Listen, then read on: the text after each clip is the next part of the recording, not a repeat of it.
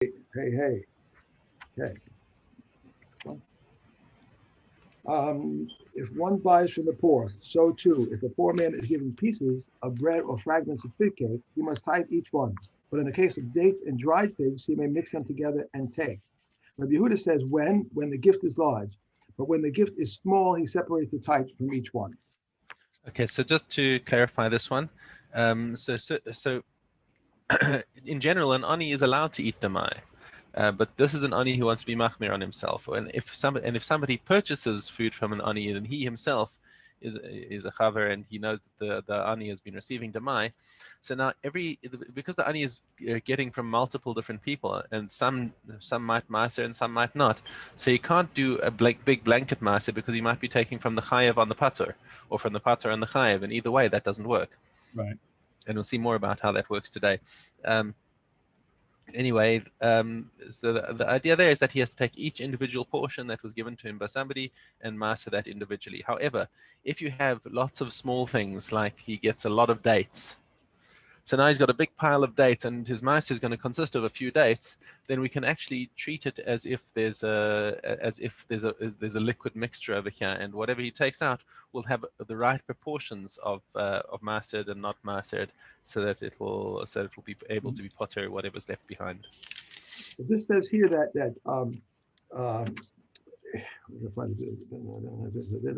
when the gift is large. So are we saying how large it is though? Is there a shear?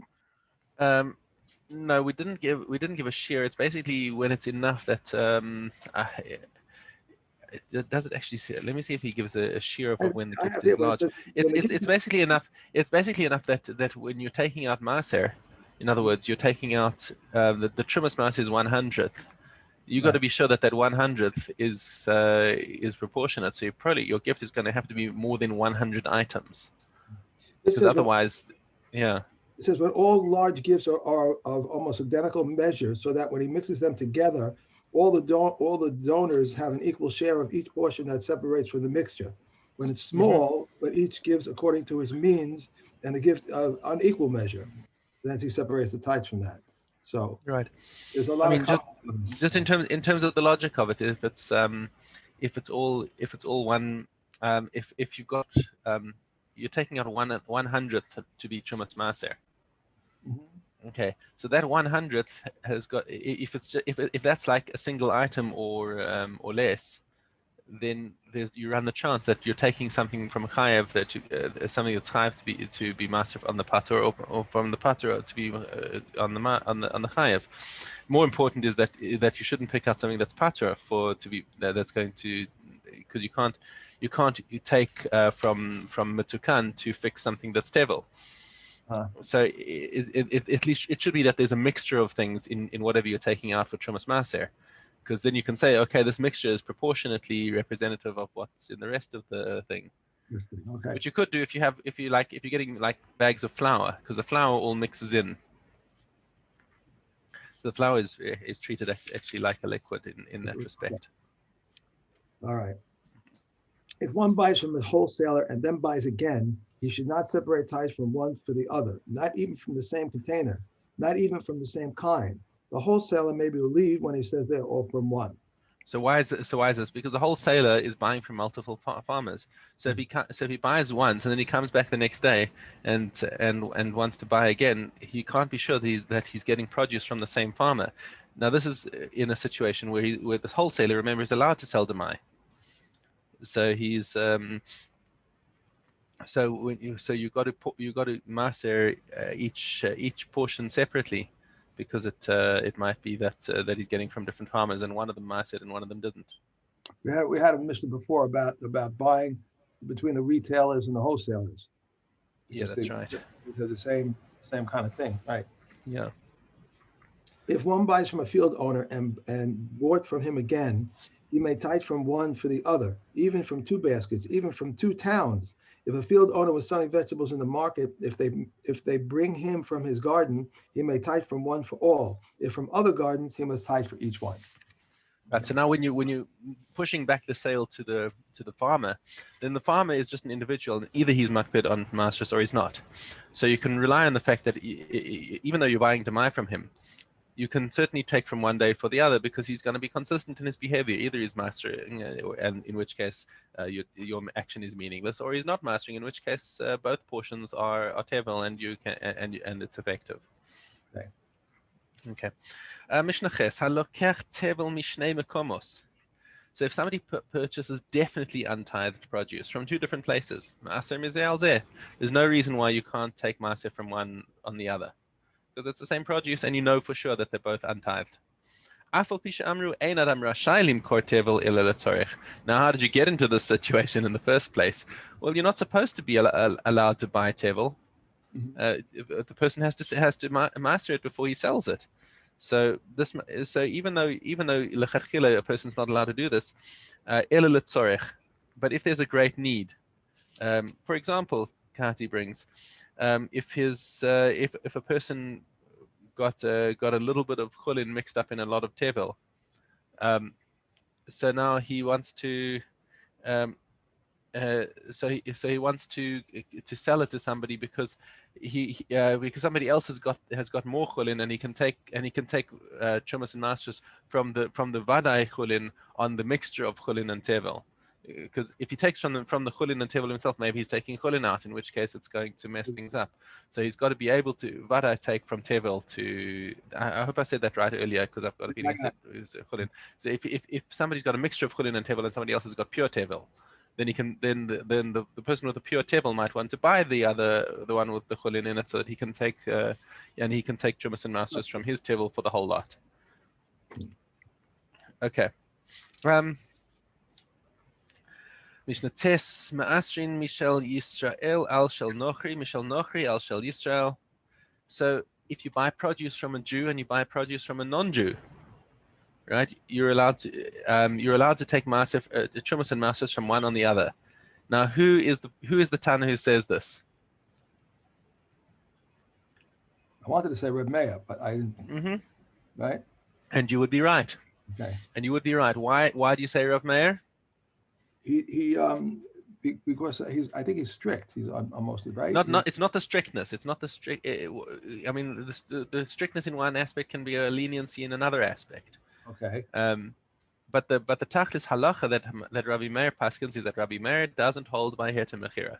Right. I keep forgetting that. Right. Okay. Right. So he doesn't hold. So he says even if you sell the land in Eretz Yisrael to a goy, it's still going to be chayav in chumas and masros and shvius for that matter. Okay. So he says if you buy produce from a goy, it's tevel, just like the tevel that you have from a Jew. Okay, and therefore you can take from one on the other. So that's a leniency from Rabbi Meir. It's not a strictness. That's a leniency now. Right, because it's produce in Eretz Yisrael, so it doesn't matter. Right. So he says you can take the chumas and masters from one on the other. They're all the same. Okay. He also says Mishal Israel al shel kusim, Mishal kusim al shel kusim, and he says you can take from a Jew's produce on a kuti. Because if a kusi is selling to you, you can assume that he didn't take master chumas and masters from it because he doesn't care about lifnei iver. Right. Okay. Umishal kusim al shel kusim, and furthermore, if you buy from two different kusim, two different Samaritans, then you can assume them both to be tevel. Okay, but Rabbi Eliezer oser mishal kusim al shel kusim. He says no. You can't do that with shel kusim al shel kusim. Why? Because maybe the first kusi decided that it was going to eat his produce, and therefore he meistered it because he was going to have it for himself. Because he doesn't want to eat kusim chas v'shalom that he's going to eat tevel. Sell it to somebody else. He doesn't care, but for himself he's going to be makbid. So then he decided, whoa, I've got too much. I've mastered it already, but it can't be helped. Okay, let me just go and sell it. So it's possible that he's selling Mitzukan already. And therefore, if you can't separate from him on somebody else, so you don't know what he did privately. You can't ever believe him what he tells you, and therefore you cannot master from the two kusim separately. That is the opinion of Rabbi Eliezer. Big arichos in the footnotes over here about the halachas, which I will spare you. It's 2.5 pages in mine. Yeah. So there's a lot to be said about this. um, yeah, anything else? All right, let's move on. Okay. Mishnah Yud. Atzitz nakov, hareze ka'aretz. Okay, so if you have a perforated flower pot, it's considered as if it's growing from the ground. Mm-hmm. Okay? Right. Taram me'ha'aretz al atzitz nakov, me'atzitz nakov al ha'aretz. Truma sa truma. So let's say you've got some vegetables growing in the flower pot, and you've got some vegetables growing directly in the ground. You take from one on the other, you take truma from one to be pot to the other, it's 100% fine. The truma is valid and nothing is wrong. However, if you have a flower pot that is not perforated, okay, now this is min haTorah, a non-perforated flower pot containing produce is not attached to the ground, and it is not chayav at all in trumas and masras. It's just straight away patur. Okay. Now things get interesting if things are growing off the edge and now hanging over the ground, because we have this discussion about being yonik. But for our discussion over here, we're going to be talking about something that's entirely contained within the flower pot that doesn't peek over the edge. Okay. Now we do nonetheless have a Durabanan requirement. Durabanan said, listen, Maaseh, the things that come out of your flower pots as well, just to be sure, just so that you don't confuse things, and then you're going to come to be over avera when it comes to things that don't grow from the flower pot. Okay, but the problem is that when you have something that's got a Durabanan mitzvah and a Doraisa mitzvah, you can't mix the two. Because if something is pater min haTorah, it cannot exempt something that is a chiyuv min haTorah. So if you try to take truma from something that's darabanan chayav from the flower pot, to remove something that's daraisa tevel that grew from the ground, it's not going to work on the daraisa level. Right. So what happens if somebody went ahead and did this wrong? That's what the rest of the Mishnah deals with. Okay, Misha enu nakuv ala nakuv. If you took truma and maseh from flower pot produce onto something that's ground produce, or from a flower pot that has got a hole. Okay, so that's we'll just call that ground because they're indistinguishable. Okay, Misha. Okay, so you took truma from something that's chayav d'Rabbanan to try and be potter on something that is d'oraisa. Truma, what you took is still called truma and must be given to the kohen. V'yachzor v'yitrom. But nonetheless, he must go again and take truma again from the produce that's chayav d'oraisa. Okay, because it didn't work. However, he's declared it truma, and because there's a d'Rabbanan level at least on it, he still needs to give that truma to the kohen. Okay. But as far as the d'oraisa produce is concerned, we still consider it tevel, and he needs to take truma from that again. The maestros, he has to maestro the whole thing. Yeah, he has to do the whole thing again because the d'Rabbanan level didn't work on the d'oraisa. Okay. Now, in the other direction, mina nakuv al she'ena nakuv. Now, what happens if he decided that he wanted to take truma from something that's tevel d'oraisa in order to include in it something that's patur, or at least it's only got a chiyuv d'Rabbanan. That's the produce that's in the flower pot. Okay, teruma. Okay, we still call it truma. He says because certainly a d'oraisa can patur something that only has a d'Rabbanan chiyuv. However, there's a problem that min haTorah, this is still tevel. As far as the d'Rabbanan produce is concerned, that's done. You don't need to take any more on it because you've taken something that's from the chayav and something that's chayav as far as d'Rabbanan are concerned. But the truma itself that you've taken out, if you look at that through d'oraisa lenses, you did nothing on it because you said, I'm declaring this to be truma for this thing over here that doesn't need any truma. So therefore, it didn't change its nature. So if you look at it through your d'oraisa lenses, this thing is still tevel. But when he gives it to the kohen himself has to separate truma and maaseh from that little portion, because that itself, even though it's being given to him as truma, he has to separate truma and maaseh from it, because min haTorah, it's actually still tevel. Did you follow this? The other person took the truma, right? The other He person took it, but it was an invalid taking, right? Mhm. Because he was taking it for something that was pater. You Uh-huh. can't take from the chayav ala pater, and if you take from the chayav ala pater, then the truma that you took, even though we say okay, it's truma, you have to give it to the kohen, but this piece that you're giving is no longer edible. Now, normally, you see, the thing is, just look at the normal process of events. When you have tevel, everything is tevel, and it's just simple. It's a very very simple case. You took the produce out of the ground, and you've got like our story that we did last week. You know, you take the certain portion of truma out, and you give it to the kohen. Remember, Right. the whole thing started out as tevel. You had tevel that you took out and called it truma, and now the kohen's allowed to eat it. Okay, it has to come from tevel. It becomes truma, and now the kohen can eat it straight. Mm-hmm. Okay. Now, what happens if that? But the only reason, if that hadn't been truma, it would have been tevel, and the kohen's not allowed to eat tevel. Okay, so now what is the kohen? So now what happened is you took this truma, but you took it on something that didn't need truma. So Mhm. therefore, the whatever operation happens, whatever spiritual thing infuses that truma, didn't happen this time because it only works if you're using it to be truma on something that validly needs truma. If you just pulled it out and called it truma without this and saying there's a truma on this piece of wood over here, and say okay, nothing happened. It's still tevel, and nobody's allowed to eat it. Okay, and that's effectively what happened when he took truma on something that grew in a flower pot without that doesn't have holes. Because Minatora, that produce didn't need truma, so therefore it's still table. But now, nonetheless, what's different about this case is that the produce that he was exempting, that he was taking truma from, at least had a chi of derabanan. So therefore, derabanan, we're going to say this is truma, and he still has to give it to the kohen. But the kohen now has to look at this piece as tevel. Whatever he received there is still tevel, and therefore he has to take truma and masa off it again, just on that little portion, to enable himself to eat it. Did that make it clearer? Yeah, I got it. All right, I think.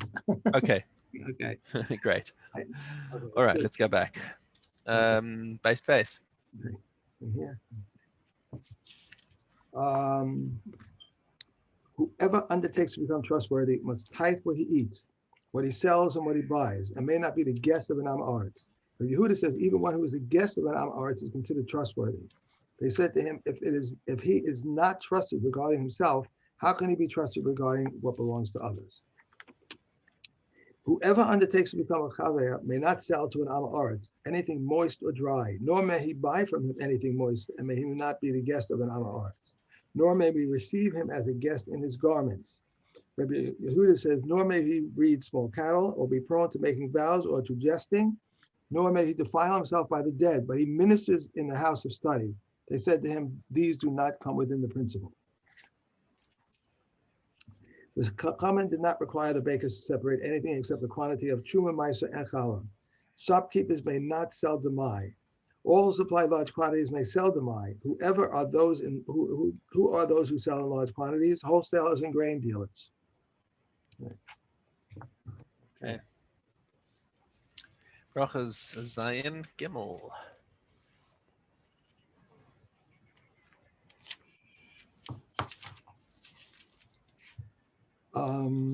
How do they say the common grace? When three, the one says, let us bless. When there are three beside him, he says, bless. If 10, let us give blessing to our Lord. With 10 besides him, bless. When 10 or 10 times 10,000, with 100, he says, let us bless the Lord our God. With 100 beside him, he says, bless. When 1,000 have eaten, he says, let us bless the Lord our God, the God of Israel. When there are 1,000 beside himself, he says, bless. If 10,000 if 10,000 men, he says, let us bless the Lord our God, the God of Israel, the God of hosts, who sits between the Shabbat and the food we have eaten. When there are 10,000 beside him, he says, bless you. After the manner that he blesses, so do the answer after him, blessed be the Lord our God, the God of Israel, who sits between the cherubim and the food that we have eaten. Rabbi Yossi the Galilean says, according to the multitude of the mad congregation, so do they bless, as it is said, bless God in full assemblies, even the Lord.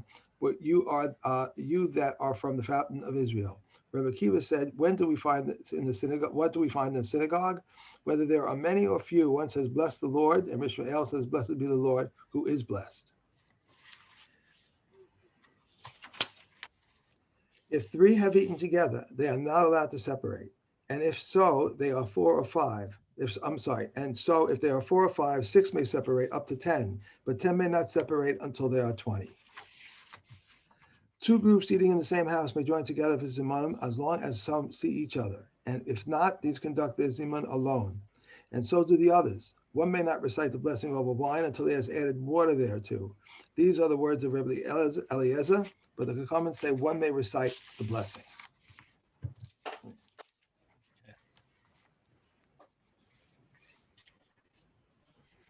I want to ask you a question that has to do with brachas in a way. Obviously Friday night we make kiddush. Saturday on Shabbos we make kiddush for lunch, and we make kiddush for shalashudas. Okay, now we started. No, that was the question. The question is this: we don't make kiddush for shalashudas, but we started a new thing this year. We started the first time in all these years that because I've been home and davening so early, so in the morning after my wife finishes, so we have our second meal. We don't have meat or anything. We have a second meal. We have fish and we have salad and we have whatever, we wash and we make kiddush, and that's our second meal. Now comes shalashudas. Right. So it's like a shalashudas, but it's our third meal. But I've been making kiddush there, and I say to my wife, I don't think I'm supposed to make kiddush for this, but she said, but it's a suda, and it's really like our third meal, even though we had our second meal. It's kind of crazy. So I'm wondering if we need to make kiddush at that. We may not eat till like. I don't understand why would you make kiddush? I mean, I've heard of some Hasidim who make a borei pri hagafen at all three meals, right, just because it's a nice thing to do. But there's no chiyuv to make kiddush at all at Suda Shlishis. I know. So it's funny because we think in our head that this is our shalashudas, but it's like 1:30 in the afternoon, let's say, or 1 o'clock in the afternoon. So because we finished eating, let's say at 8:30. So I was thinking to myself, I said to my wife, I don't think I need to make kiddush here, even though it's a suda and it's our third meal, but it's shalashudas. It's so I really don't have to make. You just make a kiddush. The first time you eat after davening in the morning is you make a kiddush, and there's no other chiyuv for kiddush again. What would you do? Just say borei pri hagafen? Yeah, that's because I said everything already. So there's nothing wrong. There's nothing wrong with saying borei pri hagafen if you want to have. I was saying the whole thing. Yom HaShishi, I was saying the whole thing, and I didn't think I had to do that. Yeah. All right, because it's a lot of wine and grape juice. Not a lot. So I was just thinking that. Okay. Of course we wash, but we found it much easier than in these winter months. Than now it's getting later, but we just found it easier. Did you ever do that, or you never? You never do that? No. We just struggle with having the Suda dishes on top of full stomachs. Full stomachs, right? Yeah. Okay. Nida base vav. A woman has 5 tame shades of blood: red, black, a shade similar to the radiance of crocus, a shade similar to earth waters, and a shade similar to diluted wine. Demai says also a shade similar to fenugreek waters and similar to the juices of roasted meat. While Beis Hillel declares these shades tahor. The color yellow, Akavia ben Menhalalel declares it tame, while the Chachamim declare it tahor. Rameya said, even if yellow blood does not convey tuma as a blood stain, it conveys tuma as a liquid. Rabbi Yossi says it conveys tuma neither in this manner or in that manner. Which shade is red? Similar to the blood of a wound. Which shade is black? Similar to the cheres. Deeper than this is tame. Weaker than this is tahor. Which shade is like the radiance of crocus? Similar to the most brilliant part of it. Which shade is like earth waters that produce when one takes soil from the valley of Beis Kerem and floats water upon it? Which shade is diluted wine, 2 parts water and 1 part wine of Sharon wine? If a woman expels a formless mass, if there is blood with it, she is tame. But if not, she is tahor. Rabbi Yehuda says in either case she is tame. A woman expels a red color. That's it. We're done 3. Is it 3 already? All right. And now I've got echo again. Oh, they really? It says no. Now it's gone again. Now it's gone. I didn't do anything. Okay. I had it just for a minute there. Yeah. Okay.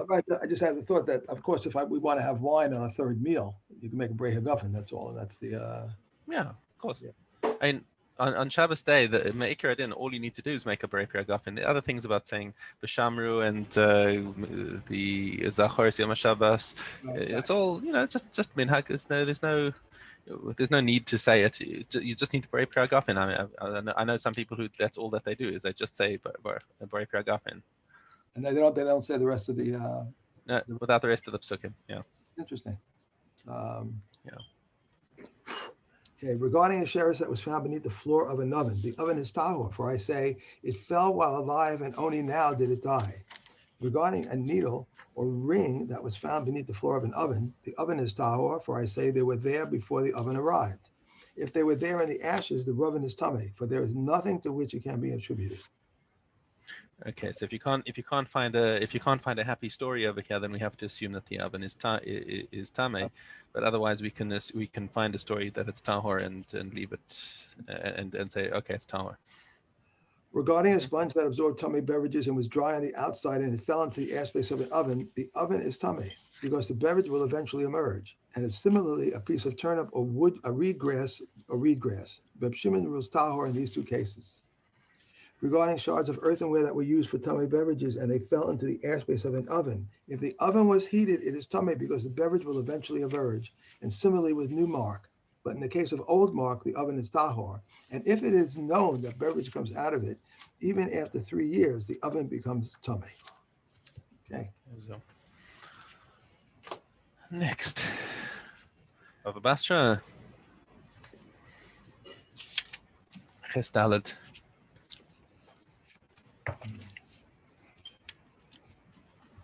But the son and daughter have the same law concerning inheritance, except that the son takes a double share of the father's estate, but does not take a double share of the mother's estate. And the daughters are supported from the father's estate, but they are not supported from the mother's estate.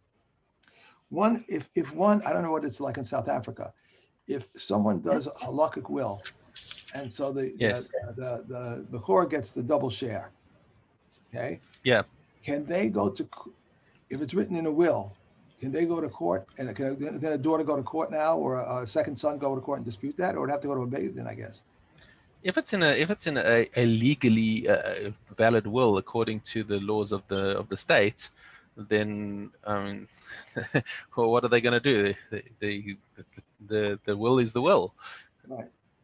The problem is if you die intestate and the state's laws differ from the laws of Yerusha, then things get ugly.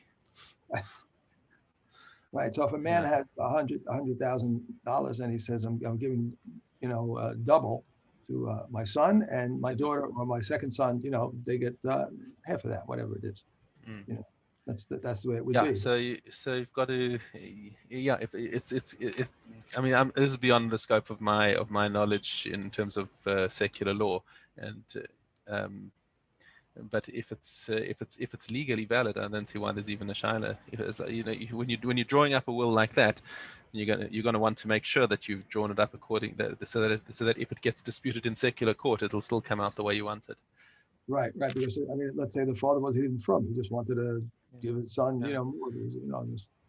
I don't know. And we've got a halachic will, which is basically the manner of a halachic will is a very smart little twist. It says that it says that we're basically the person who's writing the will, the parents, write in the will that they owe some extraordinary amount to one of the daughters.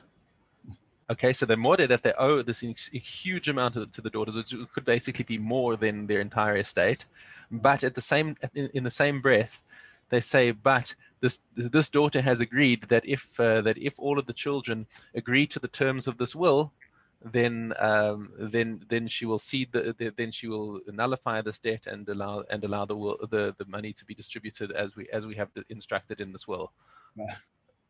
Which means that as soon as one of them comes, if one of the other siblings comes to dispute the will, then they violated the second clause, and the daughter who said, and now you've admitted that you owe all this money, so basically the entire estate will go to the daughter.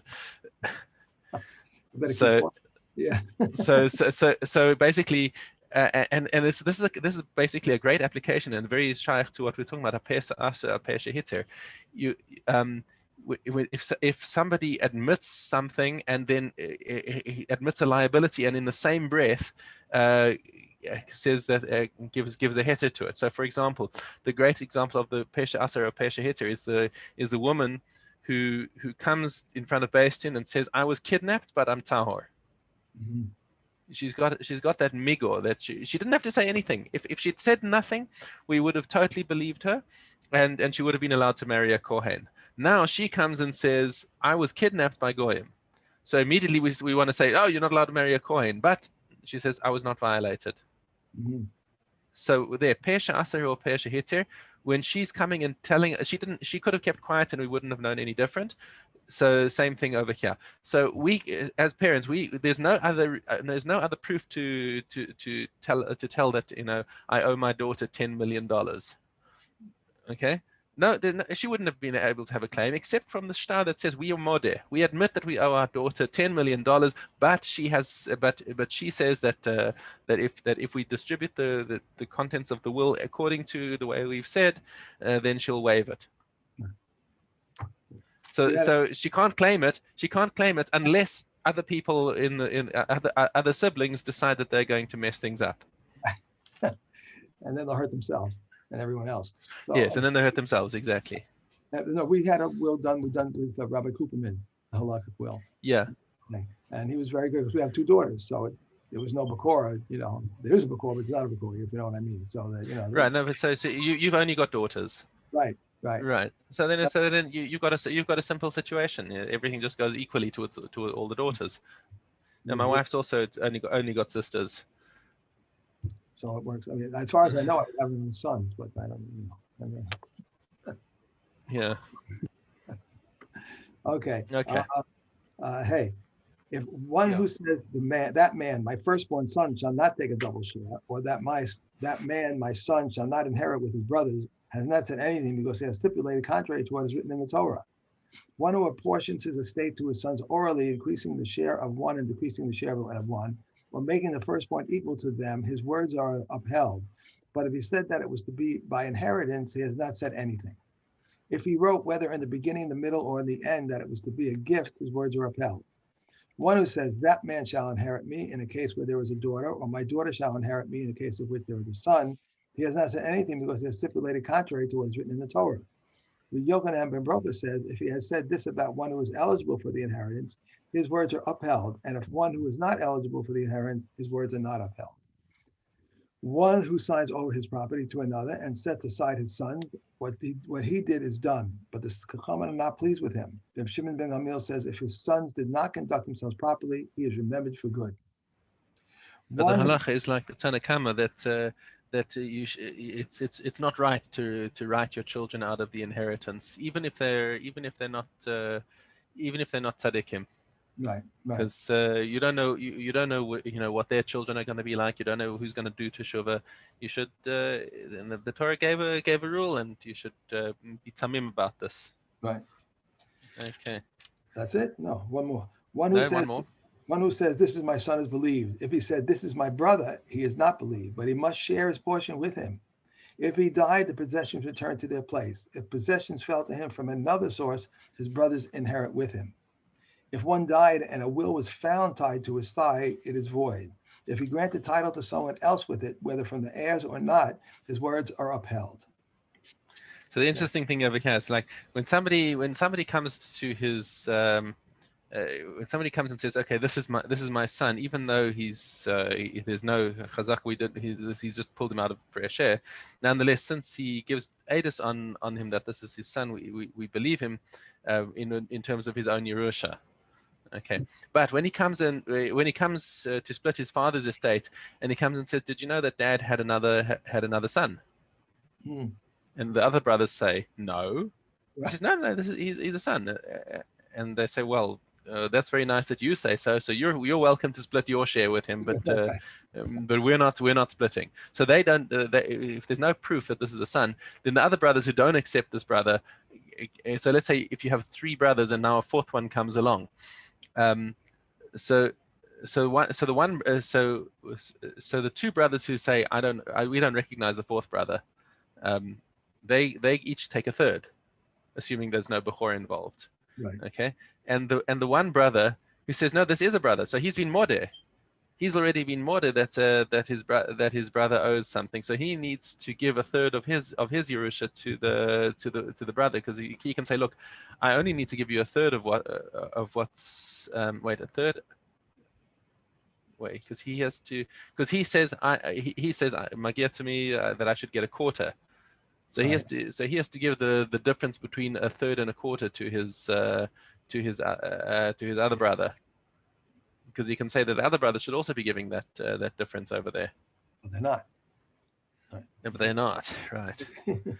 Okay. Hey, that's it. Hold on, let me get out my Yoma. Okay, go for it. Every day there were 4 pyres, but today there were 5. These are the words of Emea. Rabbi Yoshi says every day there were 3, but today there are 4. Rabbi Yehuda says every day 2, but today 3. They brought up the ladle and the shovel, and he scooped up his cupped handfuls, and placed them into the ladle. A big Kohen Gadol, according to his size, and a small Kohen Gadol according to his size. And this was the incense's required measure. He took the shovel in his right hand and the ladle in his left. He would walk through the temple until he reached the space between the 2 curtains which separated the holy from the Holy of Holies, and in between them was the Amma. Rabbi Yossi says this was only 1 curtain, and he says, and the curtain shall divide for you between the Holy and the Holy of Holies. The outer curtain was pinned up from the southern side, and the inner one from the northern side. He walked between them until he reached the northern side. When he reached the northern side, he turned his face southward, walking to his left alongside the curtain until he reached the ark. Reaching the ark, he would put the shovel between the 2 poles. He heaped the incense on the burning coals, and the whole chamber filled with smoke. He left, walking backward in the manner of his entry, and he prayed a short prayer in the outer chamber, but he did not prolong his prayer so as not to frighten the Jews. But they might be worried that he died inside the Kaddish HaKadoshim if he didn't come out quickly. After the ark was taken away, a stone was there from the time of the early prophets, and it was called Shishia. Its height was 3 fingers above the ground, and upon it he would place the shovel. He took the blood from... This is in the time of the Bayis Sheni. There was no Aaron, so therefore in that spot. So basically the Evan Shasir was sitting there, and that was where the Aaron used to sit. So instead of putting it on between the staves during the Bayis Sheni, he would just put it on the rock directly. He took the blood from and was stirring. No, that's it. We've done 3. Oh, really? Okay. Yeah. All right. You know, I told you one time about my cats that opened the door and how they open the door. The one jumps up, the